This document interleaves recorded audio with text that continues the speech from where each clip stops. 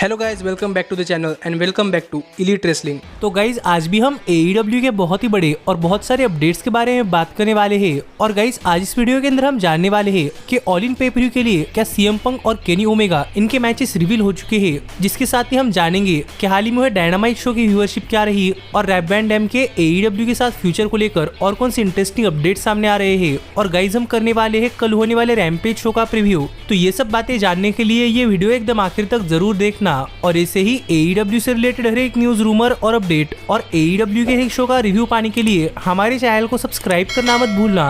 लेकिन गाइस अब ज्यादा देर न लगाते हुए चलिए ये वीडियो शुरू करते हैं। और सबसे पहले बात करते हैं हाल ही में हुए डायनामाइट शो के व्यूअरशिप की और जानते हैं कि डायनामाइट शो की व्यूअरशिप क्या रही। तो गाइज अगर आपने हमारे चैनल के ऊपर इस हफ्ते के डायनामाइट शो का रिव्यू वीडियो देखा है तो आपको तो पता ही होगा कि इस हफ्ते का डायनामाइट शो AEW की तरफ से एक जैम पैक डायनामाइट शो था। पर इस सब के बाद अगर यहाँ पर हम बात करें शो के व्यूअरशिप की तो सरप्राइजिंगली डायनामाइट शो की व्यूअरशिप इसके पहले हुए डायनामाइट शो यानी कि 200 एपिसोड वाले डायनामाइट शो से करीब 5% कम हुई है। और जहां पर इसके पहले हुए डायनामाइट शो की व्यूअरशिप मिली थी 894 के व्यूअर्स, तो वहीं पर इस वीक हुए डायनामाइट शो की व्यूअरशिप मिली है 846 के व्यूअर्स। जो देखा जाए तो गाइस डायनामाइट शो की व्यूअरशिप के अंदर एक अच्छा खासा ड्रॉप है। पर यहाँ पर सरप्राइजिंग चीज 18 to 49 एज डेमोग्राफिक के अंदर है, क्योंकि गाइस 18 to 49 एज डेमोग्राफिक के अंदर भी डायनामाइट शो की व्यूअरशिप करीब 7% कम हुई है। और जहां पर इसके पहले हुए डायनामाइट शो को 18 to 49 एज डेमोग्राफिक के अंदर रेटिंग्स मिली थी 0.29, तो वही पर इस वीक की रेटिंग्स आई है 0.28। पर इस सब के बावजूद भी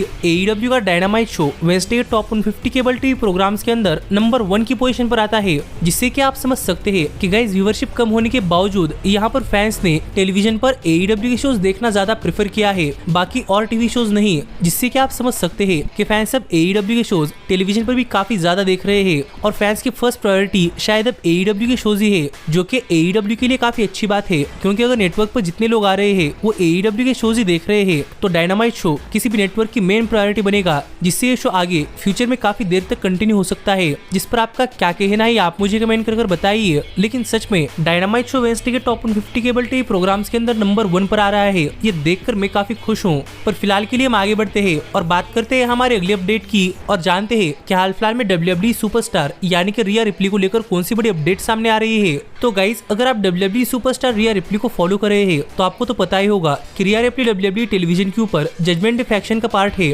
और वहाँ पर रिया रिप्ली हाल फिलहाल में डोमिनिक मिस्टेरियो के साथ काफी क्लोज है। और हाल फिलहाल में इन दोनों ने साथ मिलकर कुछ ऐसी चीजें कही थी जो देखकर लग रहा था कि ये दोनों काफी ही क्लोज है। पर यही पर रिया रिप्ली की पर्सनल रिलेशनशिप को लेकर हाल फिलहाल में काफी इंटरेस्टिंग अपडेट सामने आई है कि गाइस फाइनली रिया रिप्ली एंगेज हो चुकी है। और अगर फैंस चाह रहे हैं कि रिया रिप्ली डोमिनिक मिस्टेरियो के साथ एंगेज हो तो गाइस मैं आपको बताना चाहूंगा कि ऐसा नहीं है। रिया रिप्ली डोमिनिक मिस्टेरियो के साथ एंगेज नहीं हुई, बल्कि रिया रिप्ली AEW सुपरस्टार और हाउस ऑफ ब्लैक के मेंबर यानी कि बडी मैथ्यूज के साथ एंगेज हो चुकी है, जो कि रियल लाइफ में रिया रिप्ली के बॉयफ्रेंड भी थे। और फाइनली रिया रिप्ली और बडी मैथ्यूज इन दोनों ने अपने सोशल मीडिया हैंडल्स के ऊपर अनाउंस करते हुए बताया कि फाइनली दोनों सुपरस्टार्स एंगेज हो चुके हैं। जो देखा जाए तो सच में इन दोनों के लिए काफी अच्छी न्यूज है कि फाइनली बडी मैथ्यूज और रिया रिप्ली ये दोनों एंगेज हो चुके हैं और क्या पता है काफी जल्द मैरिड भी हो जाए। लेकिन गाइस सच में इन दोनों को उनके फ्यूचर के अंदर मैं तो गुड लक विश करना चाहूंगा। पर कहीं ना कहीं मुझे ऐसा लग रहा है कि बडी मैथ्यूज ने काफी जल्दी रिया रिप्ली को एंगेजमेंट के लिए इसलिए प्रपोज किया क्योंकि शायद बडी मैथ्यूज को डर था कि कहीं रिया रिप्ली डोमिनिक मिस्टेरियो के साथ अपने ऑन स्क्रीन रोल के साथ साथ रियल लाइफ में भी तो एंगेज नहीं हो जाए। और मुझे लग रहा है कि शायद बडी मैथ्यूज के इसी डर की वजह से बडी मैथ्यूज ने इतनी जल्दी रिया रिप्ली को एंगेज के लिए प्रपोज किया और फाइनली ये दोनों एंगेज हो चुके हैं। जिस पर आपका क्या कहना है आप मुझे कमेंट कर बताइए। पर इन दोनों के लिए फ्यूचर के अंदर गुड लक विश कर फिलहाल के लिए हम आगे बढ़ते हैं और बात करते हैं हमारे अगले अपडेट की और जानते हैं कि रैप वैन डैम के AEW के साथ फ्यूचर को लेकर और कौन सी इंटरेस्टिंग अपडेट सामने आ रही है। तो गाइस अगर आप RVD को AEW के अंदर फॉलो कर रहे हैं तो आपको तो पता ही होगा कि RVD ने लास्ट वीक डायनामाइट शो के 200 एपिसोड पर अपना AEW के अंदर डेब्यू किया। और इसी वीक RVD ने FTW वर्ल्ड चैंपियनशिप के लिए जंगल बॉय के खिलाफ एक मैच रेसल किया, जहां पर RVD का ये मैच सच में काफी जबरदस्त मैच था। और सबसे पहले RVD की इस मैच को लेकर AEW के बैकस्टेज से रिपोर्ट सामने आ रही है कि रैप वैन डैम की इस मैच के अंदर परफॉर्मेंस देखकर AEW की मैनेजमेंट रैप वैन डैम की परफॉर्मेंस से काफी ज्यादा खुश है। और AEW इस बात से काफी ज्यादा प्राउड है कि रैब वैन डैम अब भी AEW के अंदर अपनी काफी बढ़िया परफॉर्मेंस डिलीवर कर पाए हैं। लेकिन जहां तक बात है RVD के AEW के साथ फ्यूचर की, तो गाइस फिलहाल में जो RVD के AEW के साथ फ्यूचर को लेकर अपडेट सामने आ रही है, वो अपडेट हमें ये बता रही है कि RVD AEW के अंदर शायद सिर्फ एक ही मैच रेसल करने वाले थे और वो भी जंगल बॉय के FTW वर्ल्ड चैंपियनशिप के लिए होने वाला था। और फिलहाल के टाइम के हिसाब से शायद RVD AEW के अंदर दूसरा मैच रेसल करने के लिए शेड्यूल नहीं है। और गाइस बताया भी ऐसा जा रहा है कि मैं शायद RVD AEW के अंदर सिर्फ वन टाइम अपीयरेंस करते हुए दिखाई दे सकते हैं, क्योंकि माना कि फिलहाल के लिए RVD एक फ्री एजेंट है, लेकिन RVD AEW के साथ शायद एक कॉन्ट्रैक्ट साइन नहीं कर पाएंगे, क्योंकि हाल फिलहाल में WWE RVD को अपने WWE रेसलमेनिया पैकेज के अंदर एडवर्टाइज कर रही है और WWE बता रही है कि रैब वैन डैम रेसलमेनिया वीकेंड के ऊपर अवेलेबल होने वाले हैं। और अगर रैब वैन डैम ने पहले से रेसलमेनिया वीकेंड के ऊपर जाने का मन बना लिया है, तो गाइस मुझे नहीं लगता कि RVD इतनी जल्दी AEW के साथ शायद कोई ऑफिशियल कॉन्ट्रैक्ट साइन कर पाएंगे। इसलिए हम कह सकते हैं कि RVD AEW के साथ ऑफिशियली तो काम नहीं करने वाले, लेकिन मैं होप करूंगा कि RVD AEW के अंदर एक शॉर्ट ही क्यों ना हो, लेकिन एक अच्छा खासा रन दे। जिस पर आपका क्या कहना है आप मुझे कमेंट कर बताइए।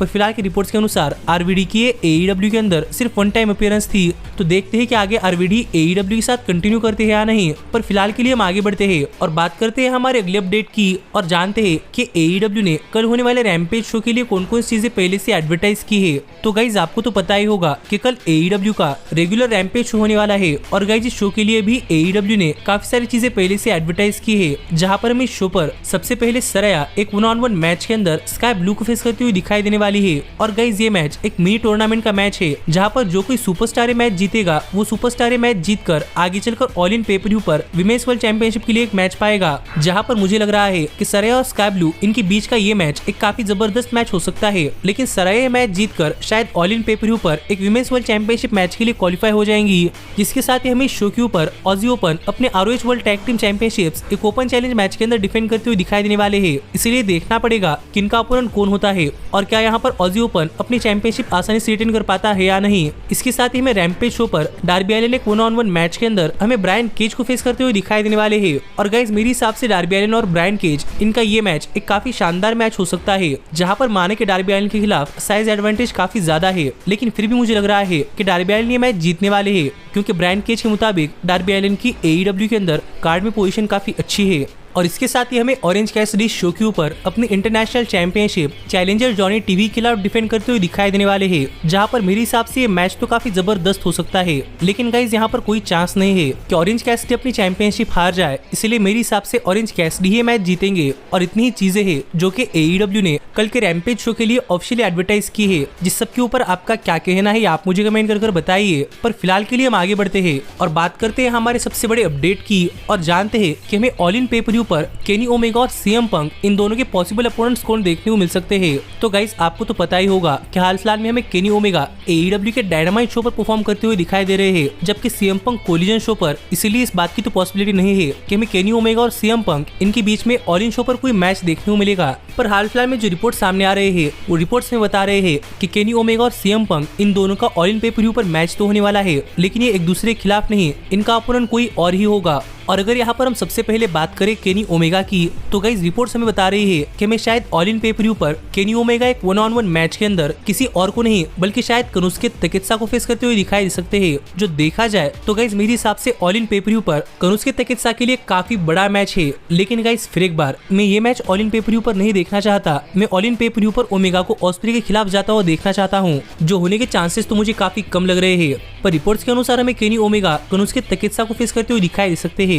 लेकिन इसके साथ ही अगर यहाँ पर हम बात करें CM पंक की, तो गाइस बताया ऐसा जा रहा है कि हमें CM पंक ऑल इन पे-पर-व्यू पर किसी और से नहीं बल्कि शायद समोआ जो के खिलाफ अपनी self reclaimed world heavyweight championship defend करते हुए दिखाई दे सकते हैं। जो देखा जाए तो CM पंक के लिए काफी बड़ा मैच होगा कि CM पंक और समोआ जो इनकी एक लेजेंडरी राइवलरी इस मैच से खत्म हो सकती है। पर इसके साथ ही हमें यहाँ पर बताया जा रहा है कि अगर CM पंक समोआ जो के खिलाफ मैच रेसल नहीं करते तो शायद उनका पॉसिबल अपोनेंट कोई और नहीं बल्कि जे वाइट या फिर रिकी स्टार्स हो सकते हैं। जैसा होने के चांसेस तो काफी कम है, लेकिन फिलहाल के लिए समोआ जो सीएम पंक के लिए ऑल इन पे पर व्यू पर मेन अपोनेंट बताए जा रहे हैं, तो देखना पड़ेगा कि अगर ऑल इन पे पर व्यू पर सीएम पंक का मैच समोआ जो खिलाफ होता है और केनी ओमेगा कोनोसुके तकेत्सुका खिलाफ, तो इनके रिस्पेक्टिव मैचेस कितने जबरदस्त होते हैं। लेकिन गाइस फिर एक बार मैं सीएम पंक को ऑल इन पे पर व्यू पर समोआ जो खिलाफ जाता हुआ नहीं देखना चाहता। मैं सीएम पंक को ऑल इन पे पर व्यू पर एमजेएफ के खिलाफ जाता हुआ देखना चाहता था, लेकिन ऐसा तो नहीं होने वाला। तो क्यों ना यहाँ पर सीएम पंक का ऑल इन पे पर व्यू पर जे व्हाइट के खिलाफ ही मैच हो जाए, लेकिन मुझे नहीं लग रहा कि इस बार ऐसा हो पाएगा। पर आप मुझे कमेंट कर बताइए कि आपका इन मैचेस के ऊपर क्या कहना है।